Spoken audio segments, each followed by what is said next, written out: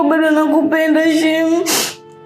Kusema ukweli ni huzuni ambayo imepita kiasi kwa hiki ambacho kimemtokea bwana Pascal. Bwana, hii ni mojawapo ya pigo zito sana, hasa kwa upande wa familia yake na pia kwa upande wa Kiduchu, kwa maana kule nyumbani kwao anapitia mengi magumu. Sasa anakuja kupata taarifa kwamba kipenzi chake ambaye ni Pascal amepata ajali na yuko hospitali. Haeleweki kwamba ataamka siku gani. Je, akiamka atakuwa ni mzima wa afya? Ni atakuwa ni mtu ambaye mwili wake uko sawa? Hamna ambaye anajua.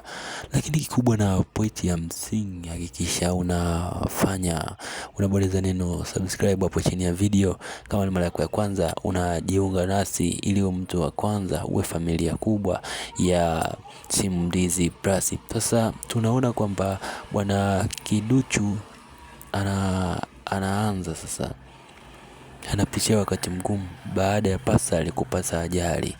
Lakini Kiduchu baada ya kuja hospitalini alikuwa anamwambia Pascal kwamba japokuwa mimi nimeondoka, lakini nilikuwa bado nakupenda shemeji. Kwa nini imetokea hivi?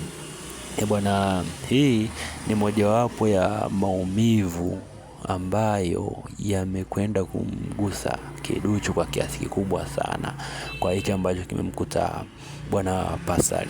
Bwana, kama ni mara ya kwanza hakikisha unatazama video yetu, una subscribe, lakini tukutane kiundani zaidi kwenye next episode inayofuatia. Hii ni ndoa kutoka kwa Pascal Blandi. Asanteni sana. Thank you for watching this video.